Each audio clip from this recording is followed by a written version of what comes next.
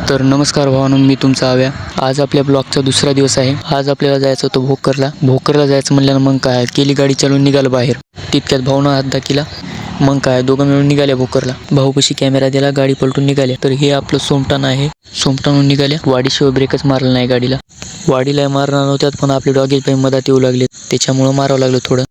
तिथून आल्या वाडीच्या पेट्रोल पंपाला. भाऊ म्हणलाय पेट्रोल टाकू, पण गाडीमध्ये पेट्रोल फुल होतं. मग सरळ निघाल्या सुद्धाच्या जुन्या रस्त्यानं. थोडं पुढे गेलं की सुद्धा नदीवर थांबावं म्हणल्या, पण आपल्याला भोकरला जायला उशीर होऊ लागला.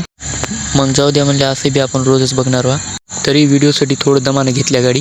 दरवर्षीपेक्षा यावर्षी जास्तच भरली दिसू लागली सुद्धा नदी. तिथून निघाल्या सरळ भोकरला आल्यावर आपले डॉगेश भाऊ रस्त्यावर थांबून होते. मग तिथून सरळ आले आपल्या चौकात आले की 4-5 गाड्याला कट मारून निघाल्या दुकानकडं. भोकरला येण्याचं कारण म्हणजे आपण कामाला आल्या. तर हे आहे ब्रिजच्या खालचा स्विमिंग पूल पार करून आपण निघाल्यावर दुकानावर आल्यावर दुकानाचं सेटर तर बंद होतं. मग भाऊनं उघडलं सेटर उघडून दुकानात आल्या. दुकानात येऊन सरळ कपडे बदलून लागल्या कामाला. बाकीचा व्हिडिओ उद्या बघूया, तोपर्यंत फॉलो करून घ्या.